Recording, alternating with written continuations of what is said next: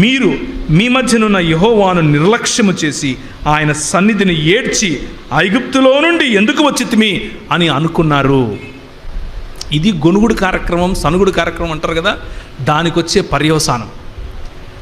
ఈ గొనుగుడు కార్యక్రమాలకు నాకు ఇది కావాలి, నాకు అది కావాలి, నాకు ఇది ఇయ్యలేదు, నాకు అది ఇయ్యలేదు, పక్కింటోనికి ఉందే నాకు లేదే, పక్కింటో వాడు కారు కొన్నాడు నా దగ్గర లేదే, వాడు ఇదే ఉంటుంది కొంతమందికి. ఏంటి, what are we trying to do? Compare చేసుకోవటం, పోల్చి చెప్పుకోవటం. తల్లిదండ్రులకు అదొక సంతోషం పిల్లలంటే, అది పర్వాలేదు. కానీ నీలో జరిగినటువంటి గొప్ప, నీకు ప్రభువు ఇచ్చినటువంటి ఆశీర్వాదం చెప్పడంలో ఇబ్బంది లేదు. కానీ అవతలి వాడికంటే నన్ను ఎక్కువగా ఆశీర్వదించాడు అని చెప్పుకోవటం, అవతలి వాడికంటే నేను గొప్ప అని చెప్పుకోవటం, అవతలి వ్యక్తి కంటే నేను మేలు అని చెప్పుకోవటం.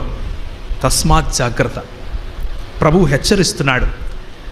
మీకు ఎంత ఆశీర్వాదం ఇస్తాను అని అంటే, మీరు ఆశీర్వాదం కావాలి, నాకు ఇది లేదు అంటున్నారు కదా.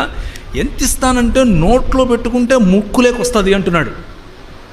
అది మన బ్రతుకు అవుతుంది.